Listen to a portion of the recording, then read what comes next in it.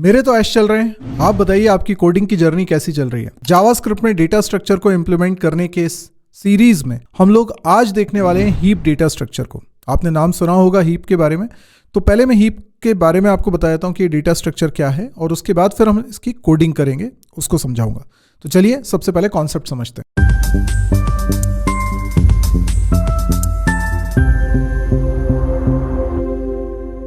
तो सबसे पहले देखिए हीप क्या होता है।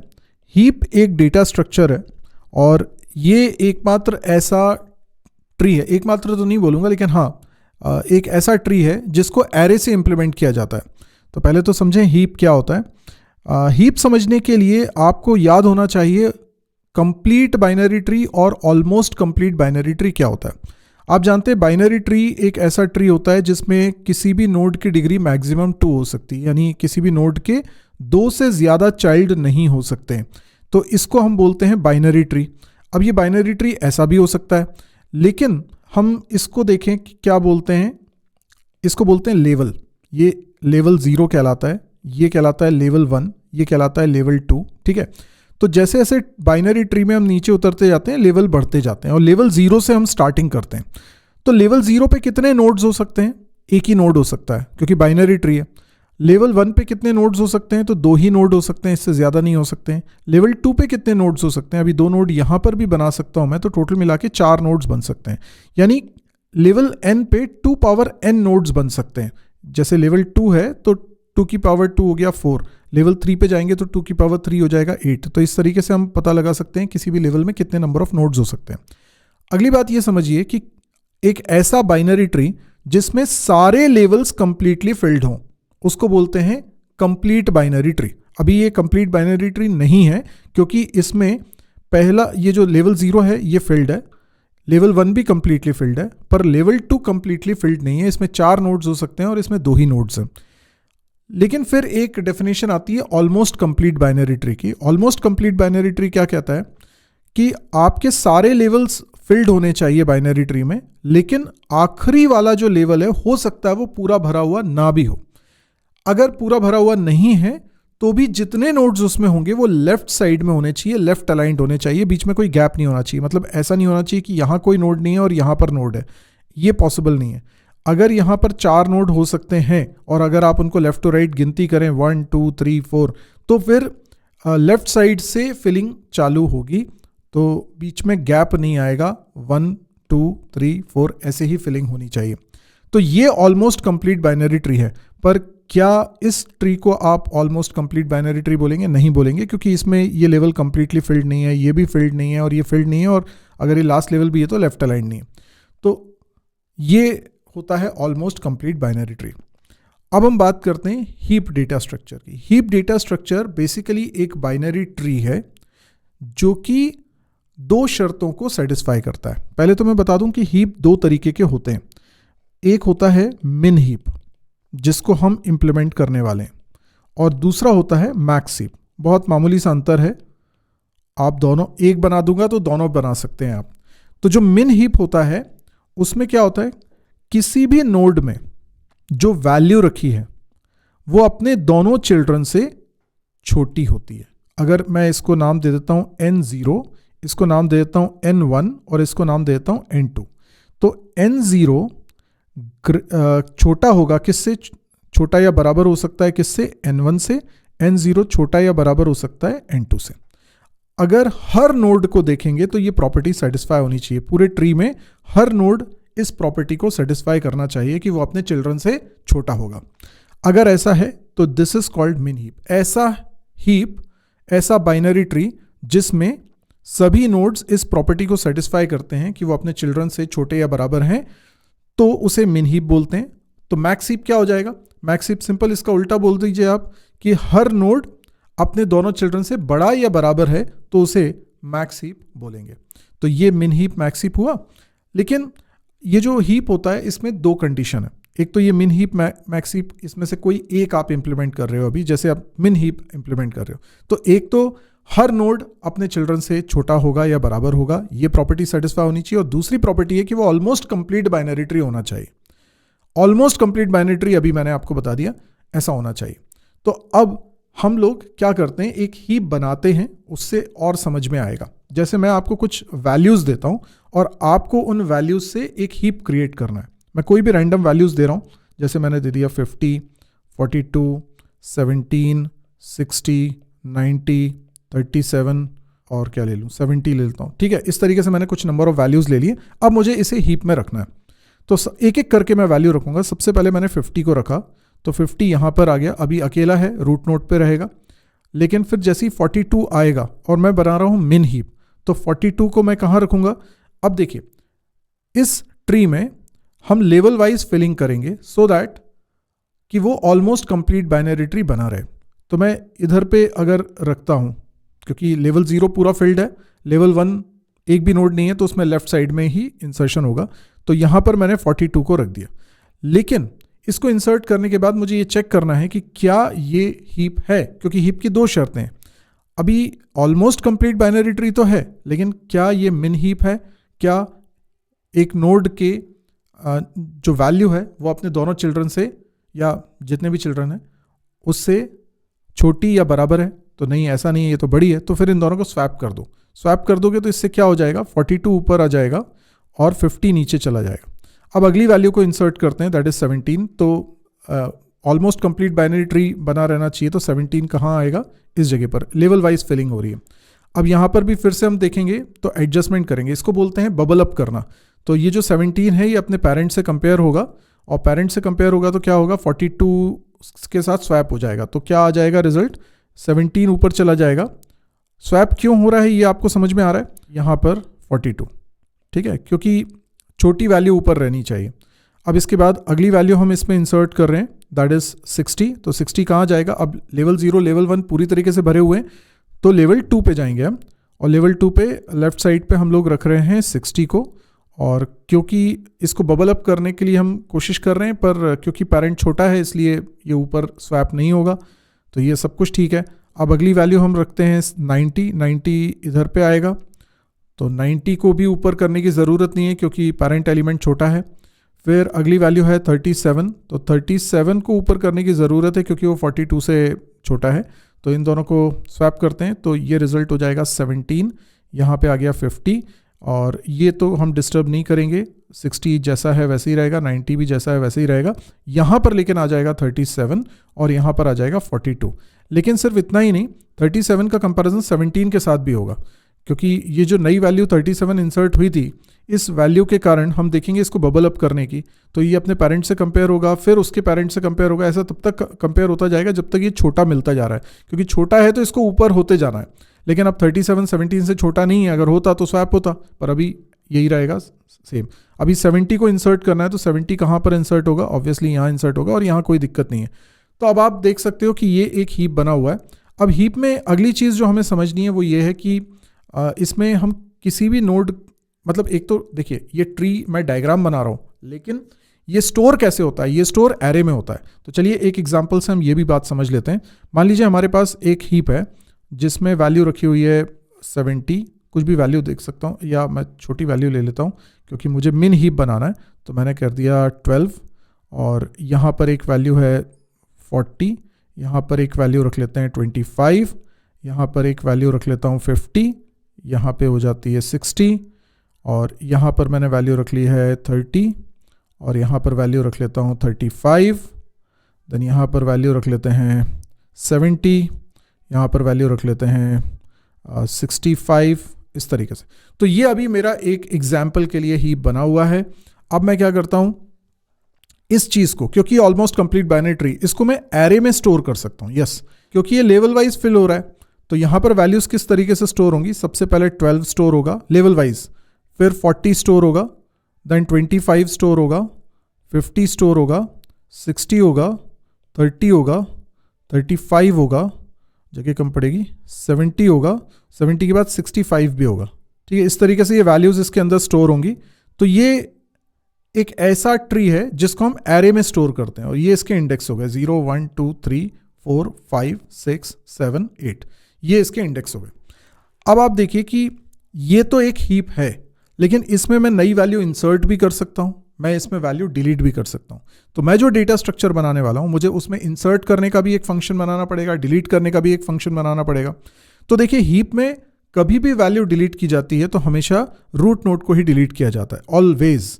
तो आप जब वैल्यू डिलीट करोगे तो इसी को डिलीट करोगे। इसलिए प्रायोरिटी क्यू बनाने में इसका इस्तेमाल होता है, क्योंकि ये सबसे छोटी वैल्यू निकालना है तो वो हमेशा जीरो इंडेक्स पर ही मिलेगा, क्योंकि ये मिन हीप है। मैक्स हीप होता तो सबसे बड़ी वैल्यू इस जगह पर मिल रही होती। तो आप डिलीशन हर कहीं से नहीं करोगे, डिलीशन हमेशा सबसे छोटी वैल्यू का ही करने वाले हो, जो कि आपको जीरो इंडेक्स पर मिलेगा। और जब आप इसको डिलीट करोगे तो ये चीज़ यहाँ से हटनी है, तो हम इसका लॉजिक ऐसा बनाएंगे कि हम 12 और 65 लास्ट वैल्यू का स्वैपिंग कर देंगे। स्वैपिंग करने से क्या होगा, 65 इस जगह पर आ जाएगा और 12 इस जगह पर आ जाएगा। अब मैं इस एरे में से डेटा पॉप कर लूँगा, तो पॉप हमेशा लास्ट एलिमेंट होता है, तो ये 12 यहाँ से डिलीट हो जाएगा, तो हमें सबसे छोटी वैल्यू मिल गई। अब यहाँ पे क्योंकि 65 आ चुका है, तो ये हो सकता है कि ये हीप ना रहे, क्योंकि शर्त ये है कि हर नोड पर वैल्यू अपने चिल्ड्रन से छोटी होनी चाहिए, बराबर होनी चाहिए। पर यहाँ ऐसा नहीं हो रहा है 65 के कारण। तो आप क्या करोगे, इसको सिंक डाउन करोगे। जैसे आप बबल अप कर रहे थे वैसे सिंक डाउन करोगे। तो इन दोनों चिल्ड्रन में जो चिल्ड्रन छोटा है उसके साथ अगर मैं 65 को कंपेयर करूँगा, तो भाई 65 अगर छोटा होता 25 से, तो मैं क्या करता, 65 को यहाँ रहने देता। लेकिन क्या है, 25 छोटा है, तो 25 को इस जगह बैठने की ज़रूरत है और 65 को इधर। तो इससे क्या होगा, स्वैपिंग हो जाएगी, तो इस जगह पे 25 आ जाएगा। तो ये एडजस्ट कर रहा है, सिंक डाउन हो रहा है। अब 65 इधर आ चुका है, तो फिर ये अपने दोनों चिल्ड्रन को देखेगा। दोनों चिल्ड्रन में छोटा कौन है, 30 है, तो 30 को ऊपर लेकर आएंगे, क्योंकि 30 65 से भी छोटा है, और 65 को नीचे लेके आएंगे। इस तरीके से इसको बोलते हैं सिंक डाउन करना। तो एक बबल अप करना होता है, इंसर्शन में हम बबल अप को यूज़ कर रहे हैं, और जब हम डिलीशन कर रहे हैं तो हम सिंक डाउन को यूज़ कर रहे हैं। जब भी आप इंसर्शन करेंगे हमेशा लास्ट इंडेक्स पर ही इंसर्शन करेंगे, जैसे इंडेक्स 8 है उसके बाद।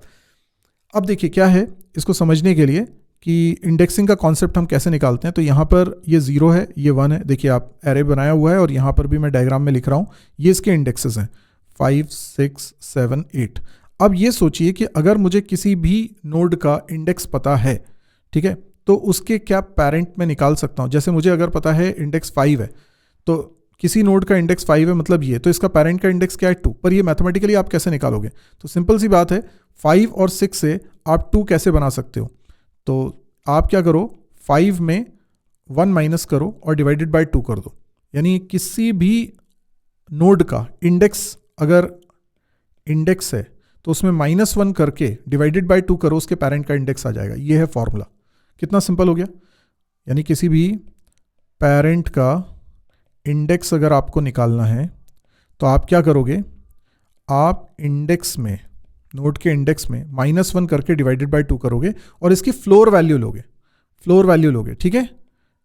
क्या लेने वाले हो, फ्लोर वैल्यू। क्यों फ्लोर वैल्यू, क्योंकि पॉइंट में अगर आएगा, जैसे अभी आपने 5 - 1 बाई 2 करा, तब तो एग्जैक्टली 2 आ गया।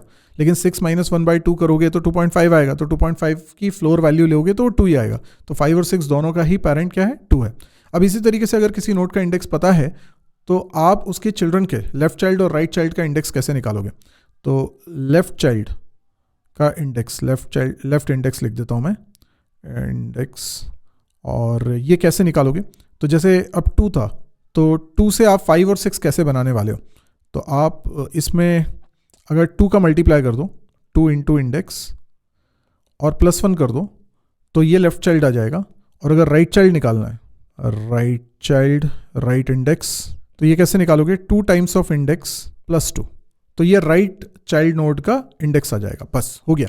ये अब आपको लॉजिक समझ में आ गया कि कैसे पेरेंट इंडेक्स और चिल्ड्रन के इंडेक्सेस निकालेंगे। अब आपको सीधे कोडिंग विंडो पे लेकर चलता हूँ और इसका कोड हम लोग बनाते हैं। तो यहाँ पर मैंने एक heap.js नाम की फाइल बना ली है। तो सबसे पहले हम लोग एक क्लास बनाते हैं, क्लास का नाम रखते हैं min heap। ऐसी मैक्स हीप आप बना सकते हैं, ठीक है। बल्कि इस कोड को आप अच्छी तरीके से समझ लीजिए ताकि मैक्स हीप आप खुद से बना सकें। यहाँ पर आपको एक कंस्ट्रक्टर बनाना है। कंस्ट्रक्टर के अंदर this.heap एक एरे बना दीजिए। ये बन गया एरे, जो कि अभी शुरुआत में एम्प्टी है। अब इसके बाद इसके अंदर कुछ फंक्शंस बनाने हैं, जैसे एक साइज नाम का फंक्शन बना रहा हूँ, जिससे मुझे पता चलेगा कि अभी कितने एलिमेंट्स हीप के अंदर हैं। तो आपको सिंपली रिटर्न कराना है this.heap.length। ये आपने रिटर्न करा दिया, साइज आपको मिल गया। अब आप पेरेंट इंडेक्स और लेफ्ट चाइल्ड और राइट चाइल्ड के इंडेक्स निकालने के लिए फंक्शंस बना रहे हो। तो गेट पेरेंट इंडेक्स, आपको कोई इंडेक्स गिवन है, अब आपको पेरेंट इंडेक्स निकालना है। ठीक है, तो पेरेंट इंडेक्स निकालने का मैंने आपको फॉर्मूला अभी बताया।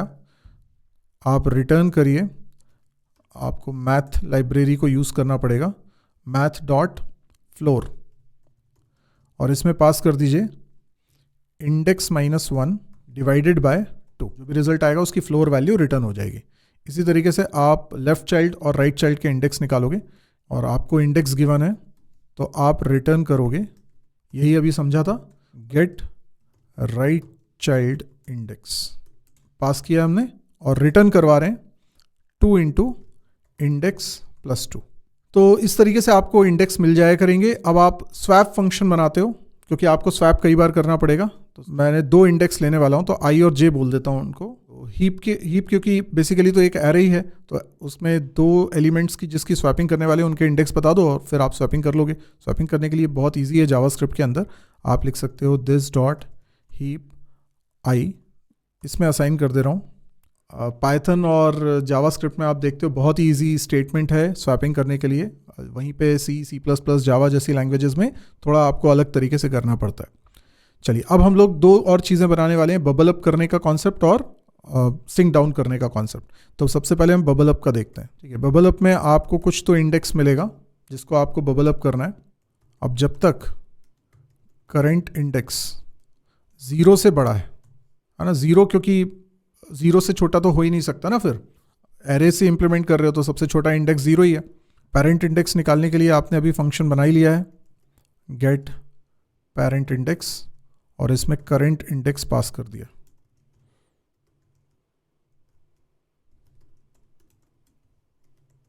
तो हम देखेंगे कि करंट इंडेक्स पे रखा एलिमेंट और पेरेंट इंडेक्स पे रखा एलिमेंट, इनको कंपेयर करके कि करंट इंडेक्स वाला अगर छोटा है तो उसको ऊपर जाने की ज़रूरत है, यानी स्वैप होने की ज़रूरत है। तो आप स्वैप को कॉल कर लीजिए, दिस डॉट स्वैप, और उसमें करंट इंडेक्स और पेरेंट इंडेक्स पास कर दीजिए। स्वैपिंग हो जाने के बाद अब करंट इंडेक्स को चेंज कर दीजिए, ये पेरेंट इंडेक्स इसमें असाइन हो जाएगा। अच्छा, और अगर ये इफ़ कंडीशन फॉल्स होती है तो आप एल्स में जाएंगे और एल्स में सिंपली ब्रेक लिख देंगे, क्योंकि जब तक आपका करंट इंडेक्स पे रखा एलिमेंट छोटा है तब तक आपको स्वैप करने की ज़रूरत है। जैसे ही बड़ा है वैसे ही आपको रुक जाना है, उतना ही बबल अप होगा। तो बस इतना ही ईजी है बबल अप फंक्शन। अब हम अगला फंक्शन बनाते हैं सिंक डाउन के लिए। इसमें भी इंडेक्स मिल रहा है हमें, और यूजुअली ये 0 ही मिलेगा आपको हर बार। करंट इंडेक्स में हम इंडेक्स की वैल्यू असाइन करते हैं और लास्ट इंडेक्स एक लूप लगाते हैं, और ये लूप हम चलाते हैं इनफाइनाइट टाइम्स। हमें लेफ्ट चाइल्ड और राइट चाइल्ड के इंडेक्स निकालने हैं। अब जो लेफ्ट चाइल्ड और राइट चाइल्ड है उनमें जो छोटा है उसी का कंपैरिजन पेरेंट के साथ होना चाहिए। तो हम लोग जो दोनों में स्मॉलर है उसका इंडेक्स रखने के लिए एक अलग से वेरिएबल बना देते हैं जो शुरुआत में नल होगा। तो अभी हमें पहले तो ये चेक करना है कि लेफ्ट चाइल्ड एग्जिस्ट करेगा कि नहीं करेगा, क्योंकि जब आप लास्ट लेवल पर आते हो तो लास्ट लेवल हो सकता है पूरा भरा हुआ ना हो, तो किसी नोड के हो सकता है 2 चाइल्ड हो ना सिर्फ एक ही चाइल्ड हो, तो हमें ये चेक करना पड़ता है। तो अगर लेफ्ट चाइल्ड इंडेक्स पे रखी वैल्यू करंट इंडेक्स पे रखी वैल्यू से छोटी है तो हम स्वैप इंडेक्स कर देंगे लेफ्ट चाइल्ड इंडेक्स। तो यदि लेफ्ट चाइल्ड इंडेक्स एग्जिस्ट कर रहा है ना, लेफ्ट चाइल्ड इंडेक्स की वैल्यू तो यहाँ से हम निकाल के लेकर आ रहे हैं, राइट चाइल्ड इंडेक्स की हम यहाँ से वैल्यू निकाल कर आ रहे हैं, पर ज़रूरी तो नहीं किसी भी नोड के ये लेफ्ट चाइल्ड इंडेक्स पर नोड एग्जिस्ट करता हो। तो हम पहले चेक कर रहे हैं कि लेफ्ट चाइल्ड इंडेक्स वाला नोड अगर एग्जिस्ट करता है, ठीक है, तो हम लोग ये कोड चला देंगे। और यदि हम चेक करते हैं कि राइट चाइल्ड इंडेक्स ये भी एग्जिस्ट करता है, और अगर ये भी नहीं होता है तो एल्स में जाएंगे, एल्स इफ स्वैप इंडेक्स अगर नॉट इक्वल टू नल है and this dot heap right child index less than this dot heap swap index, तो फिर स्वैप इंडेक्स की वैल्यू राइट चाइल्ड इंडेक्स होगी, मतलब दोनों ही सिचुएशन में राइट चाइल्ड इंडेक्स होगी। ठीक है, तो मतलब हम क्या कर रहे हैं, बेसिकली हम लोग ये देख रहे हैं कि स्वैप इंडेक्स की वैल्यू क्या होगी, वो लेफ्ट चाइल्ड वाली होगी या राइट चाइल्ड वाली होगी, बस इतना ही हमको देखना है। और इसके बाद हम एक और इफ़ कंडीशन लगा लेते हैं, क्योंकि ऐसा भी हो सकता है कि स्वैप इंडेक्स की वैल्यू नल आ जाए, तो हमें बस ब्रेक करना है, लूप को एंड करना है और हमें स्वैपिंग को परफॉर्म करना है, जिसके लिए हम लोग लिखेंगे दिस डॉट स्वैप और इसमें करंट इंडेक्स और स्वैप इंडेक्स पास कर देंगे। इसके बाद करंट इंडेक्स हमारा हो जाएगा स्वैप इंडेक्स। तो ये लूप चलता रहेगा जब तक स्वैप इंडेक्स की वैल्यू नल नहीं आ रही है, तब तक ये लूप चलता रहेगा। अब हमें एक्चुअल कोड बनाना है इंसर्शन का और डिलीशन का, तो हम लोग बनाते हैं इंसर्ट का पहले, और बहुत ईजी हो गया। अब जितना मेहनत थी वो बबल अप करने में और सिंक डाउन करने में थी। इंसर्ट फंक्शन को करना ही क्या है, उसे हीप में, क्योंकि वो एक एरे ही है, तो उसमें पुश करना है इस वैल्यू को। तो वो हमेशा कहाँ जाएगी, लास्ट में जाएगी। इसको अब बबल अप करना है, तो हम लिखेंगे दिस डॉट बबल अप, और बबल अप में आप लास्ट का इंडेक्स पास कर दोगे, वो होगा दिस डॉट हीप डॉट। बस हो गया, इंसर्ट का काम खत्म, इतना सही है। अब आप बना लीजिए डिलीट का, तो इसका नाम रख लेते हैं एक्सट्रैक्ट मिन, क्योंकि ये सबसे छोटी वैल्यू को निकालने वाला है। इसमें यूनिक रिजल्ट ही आना है, जो रूट नोड पे है वही आपको देना पड़ेगा। तो आप सबसे पहले क्या करते हो, चेक करते हो कि यदि this dot heap dot length अगर ज़ीरो है मतलब हीप में कोई वैल्यू ही नहीं है, तो फिर रिटर्न कर दो नल। अच्छा, अगर ऐसा नहीं है तो एक और कंडीशन चेक करो, this dot heap dot length equals to 1। मान लो एक ही एलिमेंट है इसके अंदर, तो फिर आप एक्सट्रैक्ट करोगे तो उसी को करोगे, तो रिटर्न कर दो दिस डॉट डॉट पॉप क्या करता है, लास्ट एलिमेंट को डिलीट करता है, पर अब एक ही एलिमेंट है तो वही एलिमेंट डिलीट हो जाएगा। अब ये दोनों इफ कंडीशन अगर फॉल्स हैं, तो इसका मतलब है कम से कम 2 या 2 से ज़्यादा एलिमेंट्स हीप के अंदर रखे हुए हैं। तो हम लोगों को क्या करना है, जो सबसे रूट नोड पे वैल्यू रखी है 0 इंडेक्स पे, वो उसी को एक्सट्रैक्ट करना है। तो मैं क्या करता हूँ, लास्ट वाले एलिमेंट के साथ 0 इंडेक्स पे रखे एलिमेंट को स्वैप करता हूँ, और 0 इंडेक्स पे जो रखा हुआ है उसको स्वैप कर दो this dot heap dot length -1। चलिए, ये स्वैप हो गया। अब इसका मतलब जो वैल्यू एक्सट्रैक्ट करनी थी वो तो अब सबसे लास्ट में पहुंच चुकी, तो उसको पॉप कर लीजिए। आप एक वेरिएबल ले लिया बेसिकली, और this dot heap dot pop आपको लास्ट वैल्यू रिटर्न करके दे देगा। तो वो वैल्यू डिलीट भी हो गई और वो वैल्यू आपके मिन वैल्यू में भी आ गई, तो आप उसको लास्ट में जाके रिटर्न करवा देना। अच्छा, लेकिन अब जो 0 इंडेक्स पर पहुंच चुका है वो हो सकता है अप्रोप्रिएट वैल्यू ना हो, सिंक डाउन करने की ज़रूरत है, तो आप कॉल करिए दिस डॉट सिंक डाउन, और इसमें आप पास कर दीजिए 0। इसमें यूजुअली 0 ही पास होगा, और बस रिटर्न कर दीजिए मिन वैल्यू को। अगर कभी आपको सिर्फ टॉप की वैल्यू देखनी है तो आप एक फंक्शन बना सकते हो, पीक रिटर्न करेगा दिस डॉट हीप 0, है ना, लेकिन हो सकता है लेंथ 0, तो पहले मैं लेंथ को चेक कर लूँ। लेंथ की वैल्यू अगर 0 है तो रिटर्न करना नल, नहीं तो रिटर्न करना दिस डॉट हीप 0। बस हो गया, ये हमारा हीप डेटा स्ट्रक्चर बनके तैयार हो चुका है। अब इसको टेस्ट करने की बारी है। ठीक है, तो मिन हीप हमने बना लिया, अब इसमें डेटा रखना है हमें। तो हम लोगों ने जो वैल्यूज़ ली थी वही मैं यहाँ पर इंसर्ट कर देता हूँ। मैंने यहाँ पे 12 इंसर्ट कर दिया, तो ये मैंने एक हीप बना लिया है। अब इस हीप को आप प्रिंट करा के भी देख सकते हो। तो हमने एक वेरिएबल बनाया और एक लूप लगा रहे हैं, मिन हीप डॉट साइज फंक्शन हमने बनाया था, जिससे पता चल रहा था कितने एलिमेंट्स हैं हीप के अंदर। अगर ये ग्रेटर देन 0 है, इसका मतलब कि हीप में कुछ एलिमेंट्स हैं, तो ये लूप चलता रहे। तो सबसे छोटी वैल्यू जो होगी वो नेक्स्ट मिन वेरिएबल के अंदर आ जाएगी। मैं कंसोल डॉट लॉग करके इस वैल्यू को प्रिंट करा देता हूँ, और उसमें कंकैटिनेट करता हूँ पाइप सिंबल, और यहाँ पे लिख देता हूँ मैं न्यू रूट होगा मिन हीप डॉट पीक। बस ये लूप जब एंड हो जाएगा, क्योंकि एक एक वैल्यू एक्सट्रैक्ट करते जाएंगे तो एक समय आएगा कि हीप खाली हो जाएगा, तो लूप रुक जाएगा। बस अब इसको चला के और देख लेते हैं। मैंने लिखा नोड, फाइल का नाम है heap.js।